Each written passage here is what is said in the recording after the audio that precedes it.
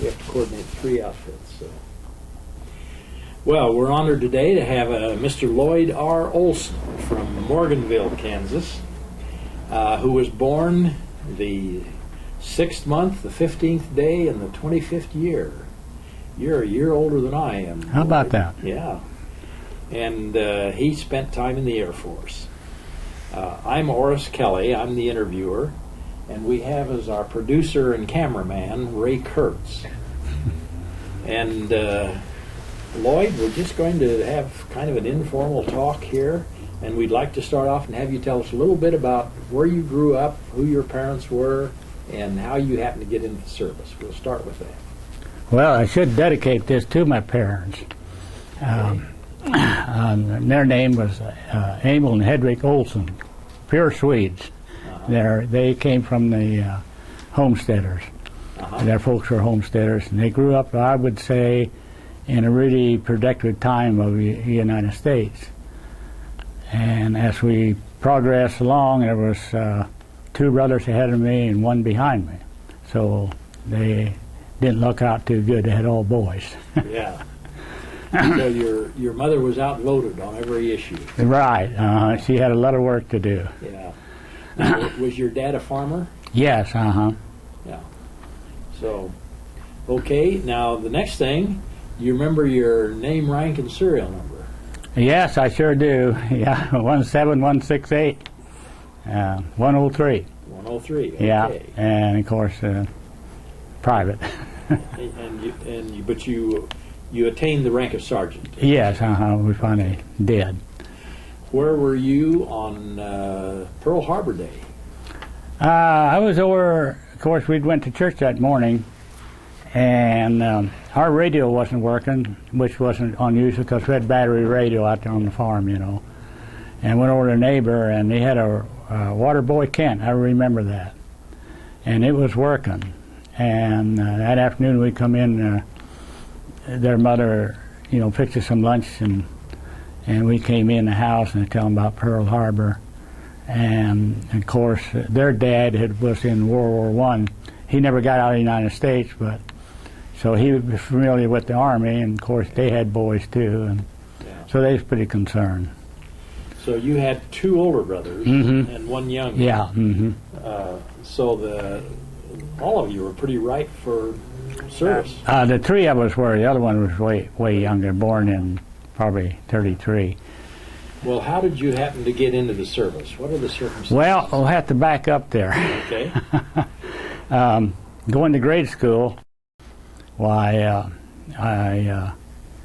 and which you can relate to the dirty 30s, you know. Yeah. And we had a little library there, probably 6 books.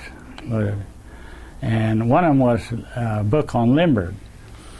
And so I thought that looked pretty interesting, and I got reading on that. And that time, at that particular time, 34, 35, speed was quite a little bit of a thing as far as running automobiles. Or Ford had come out with the V8, and it would really skid down the road, and it was fast. And that was, for a 10-year-old, that was pretty exciting. And I'll have to tell about the first ride in the Ford V8 was a neighbor young man wanted to see my older brother, and he had a 34 Ford, and he said, you want to go for a ride? And I crawled in the back seat. Well, the old Model A, it'd go 60 and high, and he went across Dad's wheat field, and he was 60 and second. Then years later, I figured out why he didn't go out in the road, because them roads were full of ruts and everything. You couldn't drive like that out there. And so, after reading Limerick's book, I thought, boy, an airplane, they tell me, you know, he averaged a little over 100 miles an hour on his trip across the ocean. And I thought an airplane would be fun to get into. And though, okay, then how did I get in the Air Force? Well, then it was a bad thing. I was reading in the paper there that you could join the Air Force, but you had to have a high school education. Well, I figured on quitting at the 8th grade, like a lot of them did.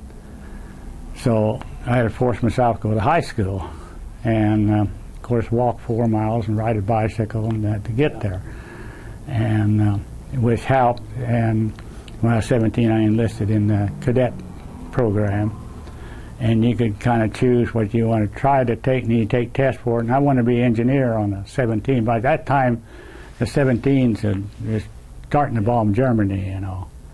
Now, how old were you when you enlisted into the cadets? I was 17. You were just 17? Yeah, they take it what they call the reserve. Yeah.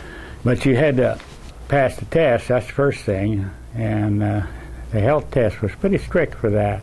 You had to have 20/20 eyes and that kind of thing.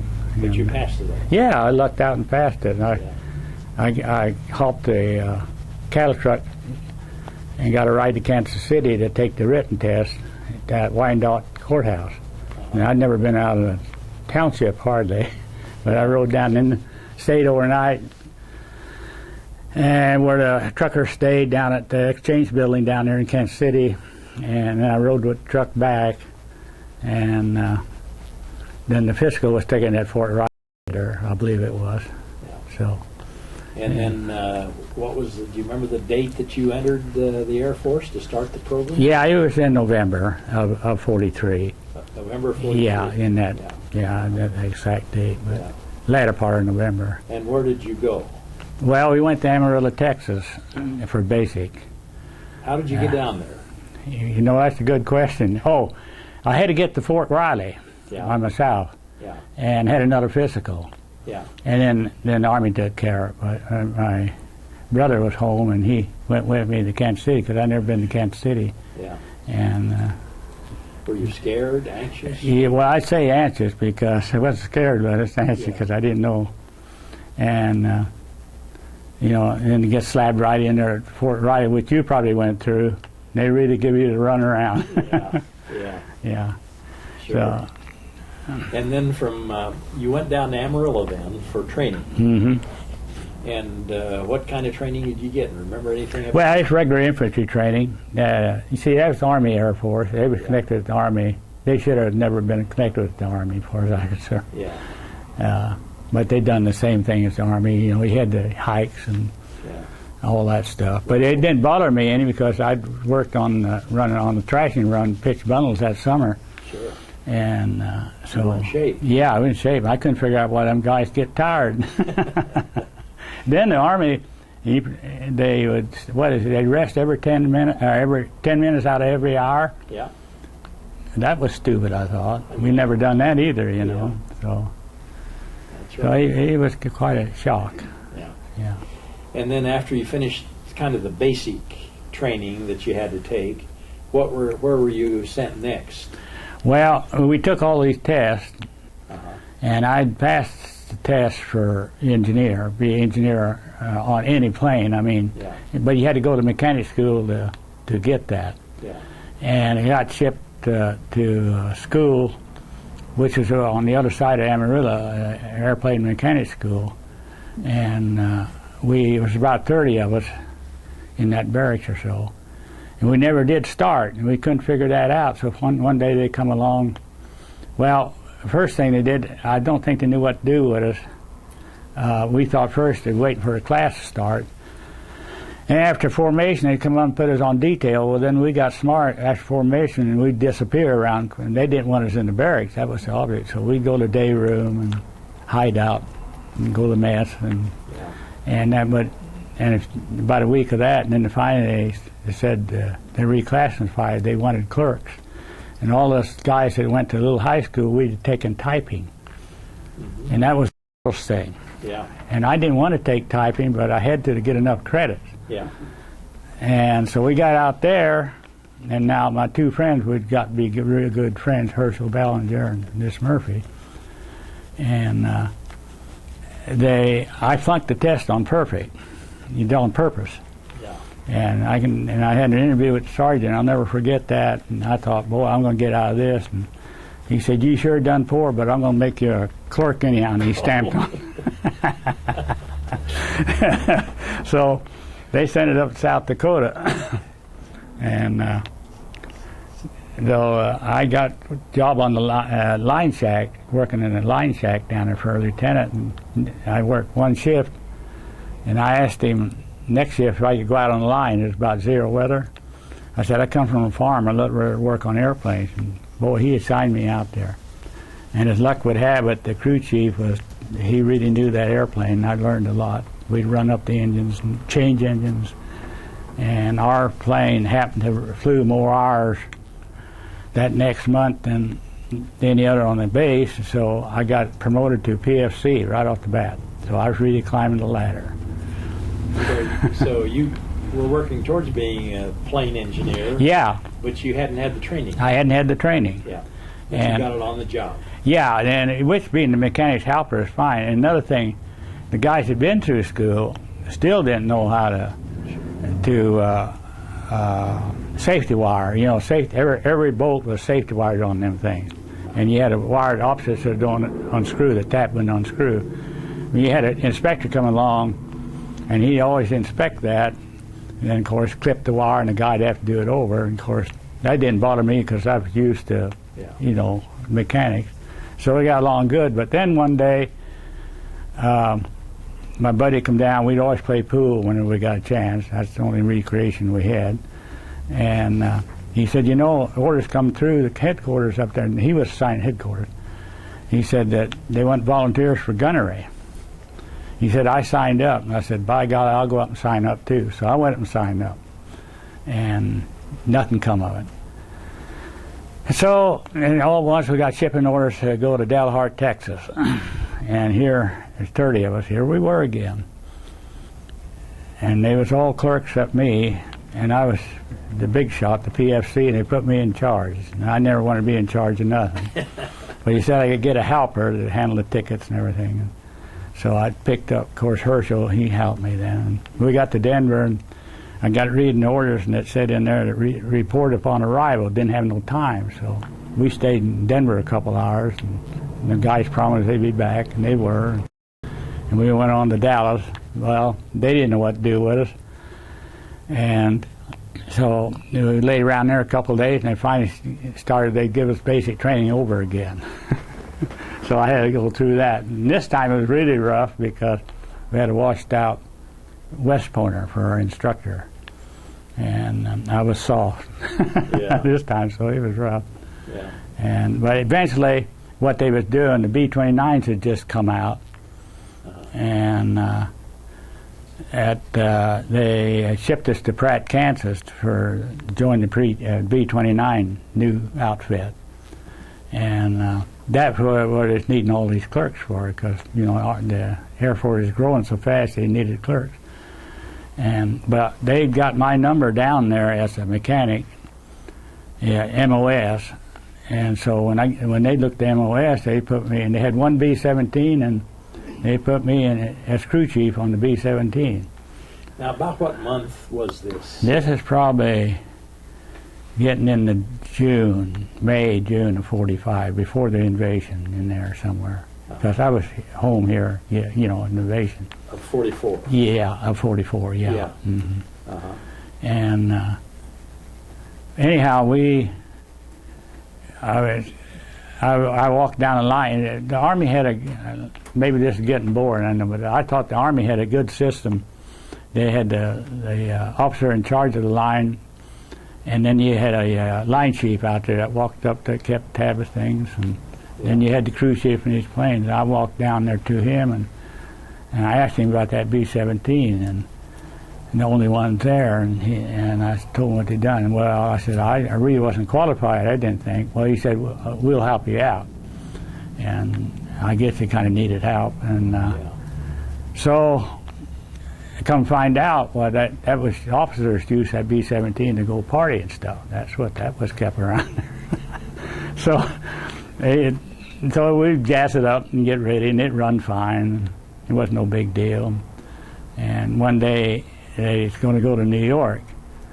And so I applied for a 3-day pass. We got it all ready to go. And I come down and get the line officer to get them to sign it. I had to go to the order room first, you know, get down and sign okay. I looked down, and it was back. And there it sat, a feathered prop. And boy, I was really disgusted. And I went down and talked to the line chief, and no, I didn't talk to him. I went in and got in the cockpit, and I sat down in the seat and took the 1A, the pilots write down what's wrong, what they think is wrong. And I was reading it, and I had my first big scare in the Air Force. And I was sitting there reading it, and this lieutenant jumps in the other seat, and he said, "What's wrong with this plane?" I said, "I had no idea." And he says, "Well, I want this plane." And I said, "Well, we have to find out what's wrong with the engine first." So we got in an argument about starting that engine. He started to prime it over there, so I just started to follow the procedures in, and I hit the filtering button to filter the back, and there was a big explosion. I had fire all over, fire on the ground, fire on the engine, and I forgot to have anybody stand fire guard. The only time I'd ever done that. Yeah. So I grabbed fire steering and got out of that, and then the line chief was out there, and he had a fire steering and got it out, and of course he was, you know, he could have busted me and did everything else, and he asked me why, but I think afterwards he'd seen what was going on. He'd seen the lieutenant crawl up there. Yeah. Of course, he disappeared, and so they let me take my pass anyhow. Yeah. And so that was the episode there, and then it wasn't long before I got called. We got called, both of us, Bellinger and me, both got called to go to gunnery school. And I would say life begun then. Yeah. It was exciting. Where'd you go to gunnery school? Las Vegas. Uh-huh. Mm-hmm. This was all train. Every place you went was Yeah, training. we was training, all the time, yeah. So you went by train up to Las Vegas Yeah, for gunnery school. yeah, right. Yeah, went through the mountains. Yeah. Well, how was gunnery school? It was, other than the Army junk with all the gunnery school was very GI, very strict. They marched wherever you went. You looking something wrong with you all the time. Your belt buckle wasn't just right. And you get dressed down, so you're catching hecks. But as far as the instructors and all that stuff, it was entertaining. What kind of training did you have to do? Was it stationary training from the ground? Yeah, first it was on 50 caliber. We learned how to take 50 caliber apart, field strip it blindfolded with gloves on, and you had to pass that. And then after that, you got to go out in the field, and we would shoot at targets on a railroad car, or railroad track, and it'd have different colored bullets, and more or less you just get the feel of the gun, I think. But So it was a moving target. yeah, moving target. Yeah, you're always shooting moving targets. Yeah. Then the most fun was when we took the shotgun, got back into a pickup truck, and went around the horseshoe and shot skeet. And I didn't even know what skeet was. Yeah. You know. How'd you do? On the stationary, I'd done awful good. I really got before we started going on the truck, but I didn't do very good on this moving. Yeah. No. It just too much swaying, and you never know where that skeet was coming from. They went about 40 miles an hour. I don't know how anybody could hit anything. Well, how long were you in gunnery school then? That took about 2 months. Mm-hmm. Yeah.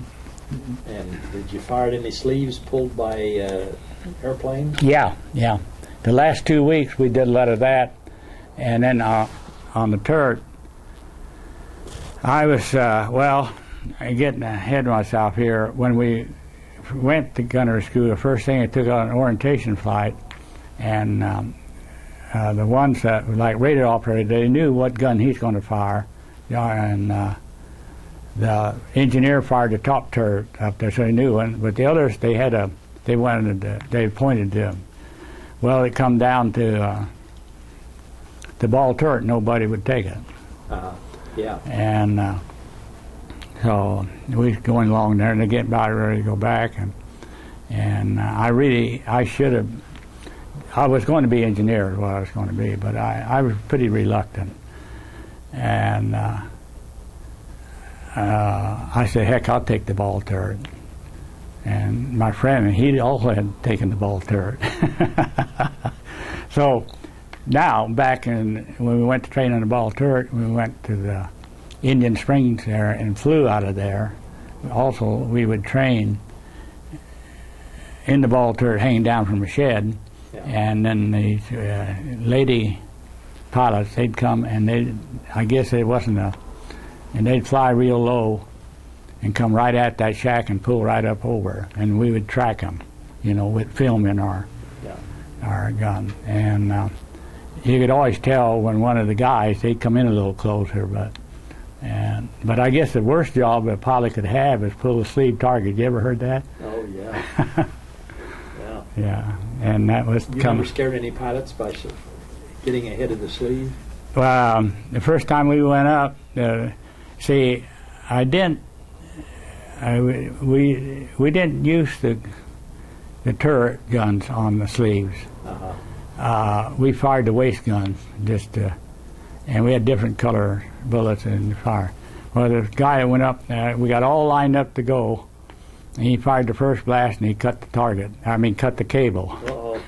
Got all them planes up there, and the thing went up on there. So we had to put that off for another day, but they wanted to get rid of the ammunition, so went out and shot at the cloud. Army is something else. So, but the gunnery school was really a good time. If it hadn't been for all the other jack that went with it. Yeah. And where did you go from? Were you assigned then to a group after the gunnery school, or? Yeah, we got a 15-day furlough, and we met back at Lincoln, Nebraska. And then we was put in the crew, and then we took our what they call high altitude training. That's when training got real dangerous, all the way around. And I was lucky; I just got on a wonderful crew, and we trained down in Alexander, Louisiana, and we did a lot of flying. And this was, now what plane was this that you were in? The B-17. Mm-hmm. So you were still in B-17? Yeah. You never knew, you just never know what you get assigned to, but I did get assigned to B-17. Yeah. Was that when you were at the 447th? That's where we got in the 447, is over there in England. Yeah. Now, so after you finished gunnery school and your high altitude flying, then what did you do? We come back to Lincoln, and we processed for got put on combat status, and we were, frozen on base, all that good thing. And they said a third of the crews to get a plane to fly overseas, and the rest had to go by boat. And I don't know how they picked the third, but I kind of suspicious our pilot and our navigator were really good. We just never got into any problems, and I think that's why we got picked.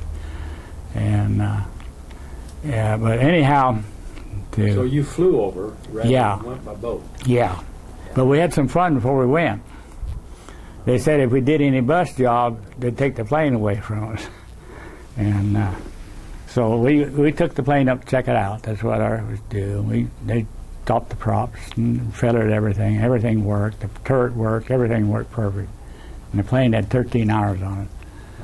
And none of us had ever had anything new before, And it was one of them silver ones. They quit painting them. Yeah. So the pilot says, of course, he had nicknames. They naturally called me Ole. He says, Ole, he says, come on up. He says, you don't live very far from here. And I said, no, 100 miles. He said, let's go home. And so I went up to Navigator and picked up our little town of Morganville. And it wasn't long we was there, and he made a 360, Dick, or Skipper, we always call him Skipper. He made a 360, and I says, I don't think we better bust this thing. I said, somebody might be patriotic and turn in our number, I said. And so we didn't, but so we went out where I lived at, and we busted a home place, and did a good job of that. But if we went down through Main Street of that town with that 4-engine bomber, they'd still be talking about it. So then next morning we left overseas. And you flew, how did you fly? What was your route? We went to New Hampshire, and then to Goose Bay, and then Iceland, then Prestwick, Scotland. Yeah. Mm-hmm. And then what was your assignments from there then? Well, we ended up, in the 447th, and I did have to back up here a little bit at New Hampshire. We stayed overnight, and we had the briefing in the morning. We was out all cuddled around the plane there. And I asked the pilot, I says, you know, that was quite an overtaking flying overseas without radar or anything. I mean, it was up to the navigator.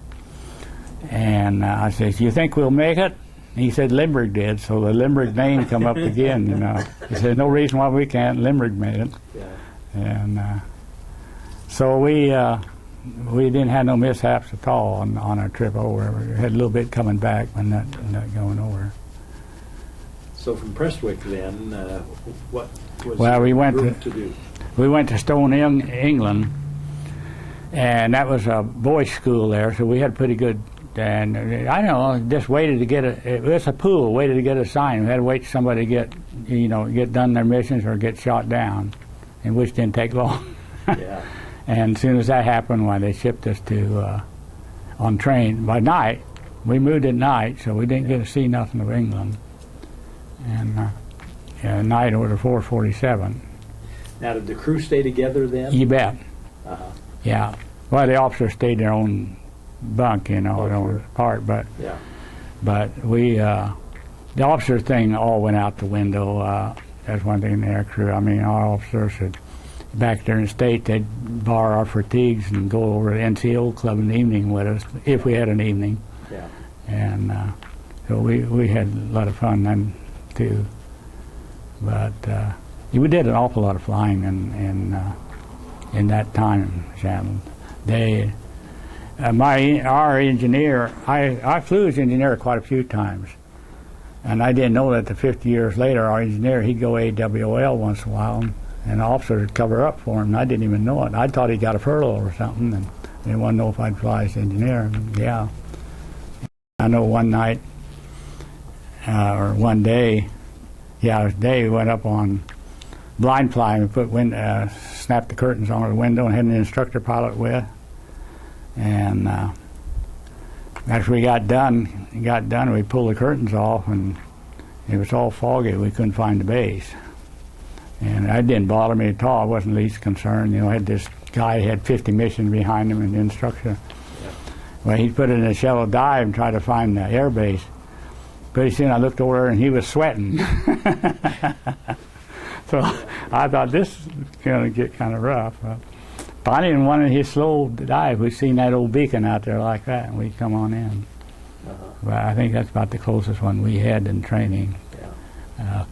There was a lot of crashes in training. I read here lately that they lost 15,000 this training Air Force in World War II. All them years, you know. Because it was formation flying, you know, close, and you know, and they trained them pretty quick. Yeah. Yeah.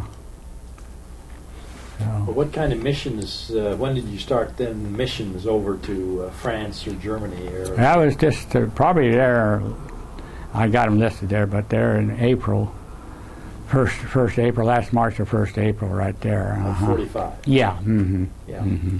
Is when you started flying your missions? Yeah. Mm-hmm. Yeah. Across the channel?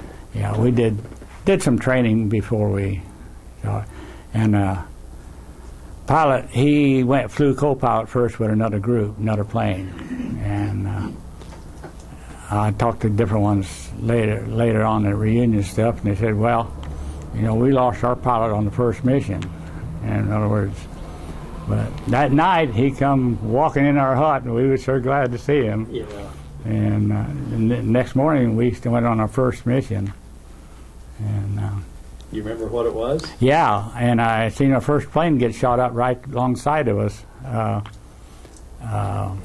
It was Kiel, Germany, and we come to what they call the IP, and when you turned, you couldn't use no evasive action. The bombardier took over, and anyhow, as we was going in on the IP, which was 15 or 20 minutes, and I was going to be sure and watch so to get rid of those bombs. That's the main reason, to get rid of those bombs.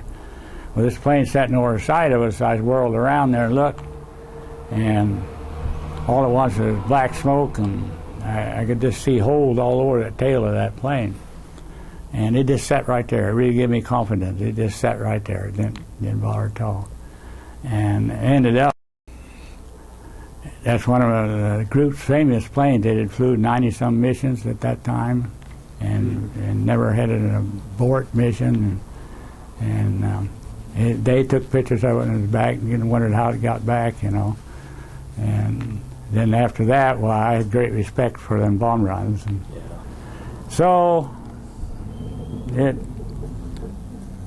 it went on from there. Then on our fourth one, then it's our turn. We got hit. And that turned out to be quite a struggle.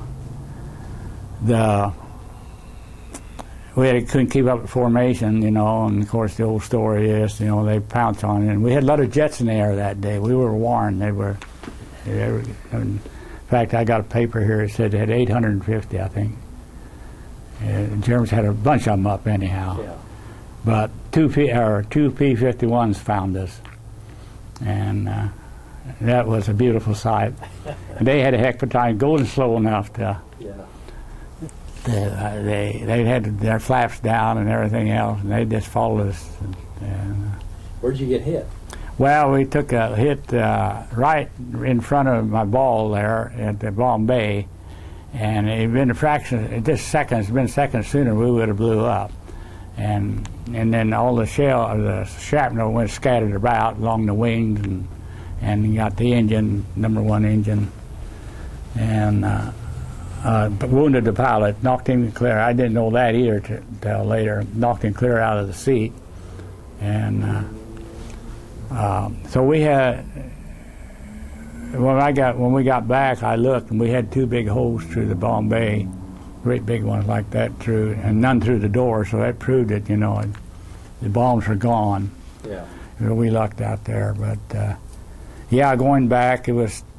We stayed our position as long as we could, and got in the middle of France, and then we was able to not worry about fighter planes.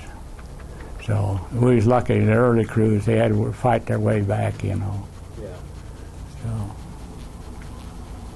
Yeah. So pilot, I tried to find a newspaper here. He sent me a newspaper. He finally got his Purple Heart. And he told them how he come about landing. I remember the landing, and it was typical. I mean, see, we were. You had wounded on board. You shoot red flags, see, or red flare, and we come in, and which he did, and he seen the co-pilot was coming in too high, and so he took. Cabin control took over, and he said, I said, I knew that Gardner's partner's name on our plane. He said, I knew this Gardner's partner was going to land somewhere. I decided it better land on the runway, and we slammed down on it. But, you know, they were tough airplanes. Yeah. And so we got out of that one. Then we were grounded and I loaded bombs and stuff at night. And that was your second mission that you got hit? Fourth mission. That you got hit. How many missions did you fly? Then, well, see, the war was progressing along pretty good then. And so we flew 3 more, so that gave us 7 missions. Yeah. One of those missions, the last one we flew, kind of bothered me. I never knew anything about napalm, never heard of it. Yeah. And we had something new to drop, and they told us about it. And water, you know, you put water on it, it just burned all the worse. Yeah. And then we went out to the plane and got it ready to go and looked in bomb bay. Sure enough, there were fuel tanks, external fuel tanks filled up with this napalm. And you see, with a common bomb load, the bomb wouldn't explode till you armed it. Yeah. You took off with them, you know. Well, look what, you wouldn't had much chance with that in there. But anyhow, when they dropped them on there was the Germans, they wouldn't give up pocket. They wouldn't give up. And of course, I was watching it when they dropped. Boy, them things hadn't more than dropped out of see, they had no fins on or anything. Dropped out of the bomb bay. They hit together and just big fire. And I really felt sorry for them people underneath. I mean, they had their chance to give up. They wouldn't. But it had to have been terrible. Yeah. And we could have cracked up on, but they must have knew there wasn't going to be any flak. There wasn't any flak on that mission. You wouldn't want any with that stuff in it. Yeah. So it ended up then, the other two weren't very rough. They was putting up a lot of stuff, but we went to Munich, and this is I got a map here, escape map, somewhere. But anyhow, it was all silk. Had a little compass.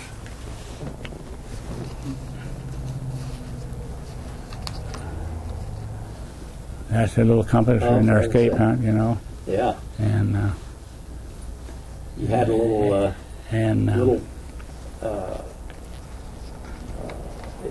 bailout pack. Yeah, escape rat, yeah. Yeah. Uh-huh. And I don't know how to do it, but they're supposed to hide that up your butt. Yeah. So they had plenty of ideas. And you got an air medal. Yeah, they gave us the air medal. We got that on the same day that the war quit. They called us all together and had to put our Class A, and we was out there in formation and went. The officer in charge, and finally a guy come running from the order of the room waving the paper, and he waited and he says, "They just signed, the war is over." Oh. So this was in then there's the unit. I guess that's the unit citation, one of these president's citations. presidential unit citation. And this is your air medal ribbon. Yeah. And here's another air medal ribbon. Good conduct medal, and 2 battle stars for the European theater. Yeah, one of them was crossing of the Rhine.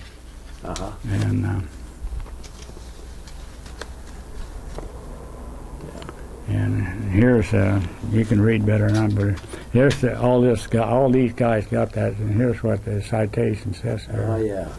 On that deal there, but right there. For meritorious achievements while participating in heavy bombardment missions. Well, that's very good.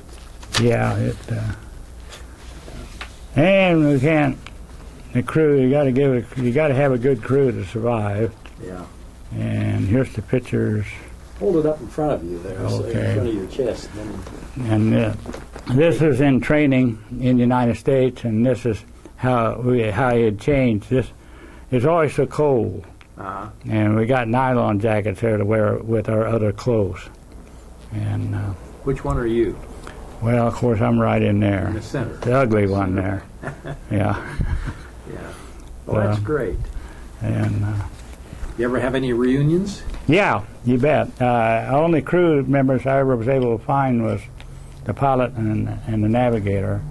And the navigator lives at Richardson in Dallas. And the pilot lives down here in Oklahoma, Marlow, Oklahoma. And enlisted men, I could never find them. I didn't hunt until 10 years ago. Yeah. See, that's the trouble. But 447 bomb groups had a reunion. We've been to several of them, our bomb units, and some of the guys I knew. And I've been over back to England. I wanted to take my wife back there because I always tell them how pretty England was. And finally got there in 1990, and she enjoyed it. Yeah. Well, now when we finished your missions, were you scheduled to come home then? Yeah, we tried to get home, but the weather was so bad, hurricanes back, we couldn't get here till July. So in July of 45, yeah. when So you came home. May 8th, till July, we did a little more training and stuff, but not a whole lot. So you flew back with the same crew? Same crew. So you got to stick together the whole time? The whole thing. And we was lucky when, usually like somebody, like pilot get wounded or something like that, they split the crew up. Yeah. But I think our navigator had a little bit of pull there or something. He talked to him and we stayed together. And so... So the pilot recovered? Yeah. Yeah. Oh, he had a little trouble with it, but... Yeah. Very good. And then so in July you flew back to the States. Where did you land, and when did you get discharged? Well, I didn't get discharged till in December later part of December of 45. Yeah, and we just. But when we were supposed to go to Japan, see. Yeah. And we landed at Bradley Field, Connecticut, and then we got a 30-day furlough, and they dropped the atomic bomb while we was home. Yeah. You couldn't beat that. Yeah. Yeah. And so it took a while before we got discharged. So after your 30-day furlough, you came back to Morganville, Mm-hmm. and then went back to Connecticut. Yeah. Mm-hmm. And where were you discharged from then? Well, actually, we went down Tampa, Florida after Connecticut, and we just did detail work. And then then I got to move again. They moved me back to Alexander, Louisiana, and I worked in the motor pool for about a month is all. And then I started to go to Arkansas. It was close in the base there, so I and some other guys went up there. And then finally they finally figured up my points, so I got shipped over to Scottsfield, Illinois, and got discharged. So I got to go back to old Alexander where, we took our training about 6 months before that. Yeah. There's nothing new there, Yeah. So when you were discharged, how did you get home? Well, by bus and train, hitchhike. Yeah. Yeah, out there where we live, Clay County, Clay Center, and you still can't get there. Yeah, from here. Huh? No. Yeah, that's right. Yeah. So I hitchhiked from Kansas City home. Yeah. Were you able to call your parents ahead of time to let them know you were coming? Oh yeah. They had the old style phone out there. Yeah, the operator knew everything before your parents. Right. Yeah. Yeah, they. I hadn't been for Charles Lindbergh, I never would have went to high school. That's for sure. Yeah. But it was kind of interesting. I got interested then, and I think a lot of young ones in the Air Force because it was, he did put it in possible. Yeah. More as I got into it after flying and stuff like that, I still think it's all alone and navigate like that. Incredible. Yeah, it's just incredible. Yeah. Well, when did you start your family then? When did you get married? Well, see, I got acquainted with the English over there. Never got acquainted with the English girls. Didn't have that kind of good luck because we was always busy. But the farmers and stuff acquainted, and they did. And I went to so I found me an English girl here at home. Oh, you did? Very and good. And we got married in '51, and where did she live? She lived in Clay County, the other end of the county. Yeah. And so we had 2 girls and a boy, or a boy and 2 girls. Yeah. I should put this in here. My son was the oldest, and I was looking in the paper one day there in '87, and they had a B-17 out of Dallas. I wanted to take it to the Oshkosh show. And I called down, and sure enough, but they wanted, I think, $900 each for it. And so I called my son, lived in Tulsa, and he had a 150 Cessna. I said, how do you like to ride on a B-17? Boy, he said, I'd love to. I said, okay. So I called back, and we made the date, or, agreed to the date, they were going to leave. And we drove down there and shortened the story up and met the crew, and there was a doctor and his son, and the wife, she flew as engineer. And we took off there was about 15 of us. We took off for Oshkosh, and we got up to the Red River, and I was in the waist back there and had the earphones, didn't have the earphones on. I noticed number 1 engine was leaking oil. Number 3 engine was number 4 engine was leaking oil. So I was a little bit concerned about that, and not for myself, but my son up there. And finally put the earphones on, and they said the 2 pilots were talking. They thought they'd overfill it. Well, I knew better than that. It was too much oil coming out for overfill. Finally, it started to get clear back on the tail, and they decided to feather the engine. So we turned around and went back to Hickman Field. I think it's Hickman Field in Fort Worth. That's where they were based. Uh-huh. And we landed and got out and talked to the door and got ready to work on it. We started work. We pulled the cowling off, and this dock had all the parts you needed. He had them all there in that hangar. Brand new jugs, we call them piston stuff. And it had dropped a valve. And that's where the leaking compression and blowing the oil out. Yeah. So, there was a simple engine, 9/16 and 3/4 wrenches, and his boy, I'd hand him the wrenches, and the boy kept taking off the parts, and we finally went to bed about 10, and about 2 they got it back together. And next morning we started up and flew up to Oshkosh. Yeah. And so I doubt if anybody that probably had their son fly in this kind of the same plane he flew in the war. Yeah. My son flew in there. So on the way back from Oshkosh, he called down to me and wanted to know if I'd wanted some stick time. And I said, no, I'm okay. I said, how about letting my son? Oh, yeah, he never thought about that. So our son, Dan, he got up there and he's got a half-hour 4-engine time on his card. Yeah. Yeah, so. Well, what did you do after the war? Did you get to use the GI Bill? Or? Yeah, went to agriculture trade school-like thing. And where was that? they had that in Clay Center at the high school, and they taught shop and stuff, which was good. Yeah. The other stuff,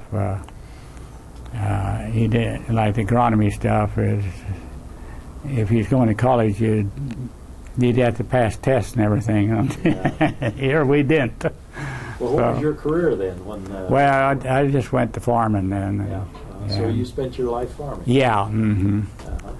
Uh-huh. But to go back to the 30s, my dad would put me out in the field and plow with 3 horses on a sulky plow. Yeah. And be 100-degree weather, Yeah. And I have to tell this story. I had 2 horses and a mare. Well, they're built different, the horse and the mare. And I'd get to the north end, and I'd turn around and come back south, and the wind would be about 40 miles an hour, and that mare would yearn on her tail. And then switching flies, she'd switch, and that all would come in my face. So I kind of lost my love for horses. Yeah. And years later, then I used to think about that in my air-conditioned tractor. I'd get tired and one thing and another. I thought, could be worse. It could be right. driving Yeah. horses yet. You don't want to go back to the old days. No, boy, no. That was something. And you're and you're still living in the same place, in the same farm? Well, not same farm, but about 2 miles from where I was raised. Yeah. But it's still in the family. The farm is still in the family. It's the homestead. Yeah. Mm-hmm. Well, any other stories you want to tell? No, that's the only thing I could think of that kind of. He was on furlough and hitchhiked home to industry. Oh boy, yeah, that's when I was at Pratt. Tell that. Okay, when I got that 3-bay pass, Yeah. I hitchhiked home because, like I say, you can't get there. And I got to ride with trucks and stuff until I got up to north of Abilene, and 12 o'clock at night, and nobody come. So the next best thing for me to do is walk ahead. So I started walking for industry, which was probably 6-7 miles from there. Nobody showed up. And so I thought, now I got to call home, but I got to find that telephone office. You know what they're like. So I started walking down the street looking for a telephone line that go into some house. And I was standing there looking out there, and some gal come out of the house with a house coat on. And she come out, stood there looking, and I says, hi. Boy, she's scared, Yeah. just scared the heck out of her. And so I asked her where her telephone office was, and she told me. And then my brother was home yet. He come down and got me that night yet. So, yeah, the hitchhiking always didn't work. Yeah. But I really alarmed that gal. Yeah. So, Well, this has been an interesting story. Well, we thank appreciate you. it very much, Lloyd, that you took the time to come down and tell your story. well, there's not too whole lot to it when you talk all these others that did all the battling and everything. But Everybody has a unique story. Yeah. They're all interesting. Yeah. I just can't say enough for what a good crew we had, and Yeah. I think our pilot took care of us like an old mother hen. Yeah. We didn't know it at the time, but he seen about everything. And he was probably is not much older than you were. No, he's probably 22, 23. Yeah. Yeah. Yeah. Yeah. Yeah. Well, thank you very much, Lloyd. Okay. We Well, thank appreciate you, it. Orson. You bet. You bet.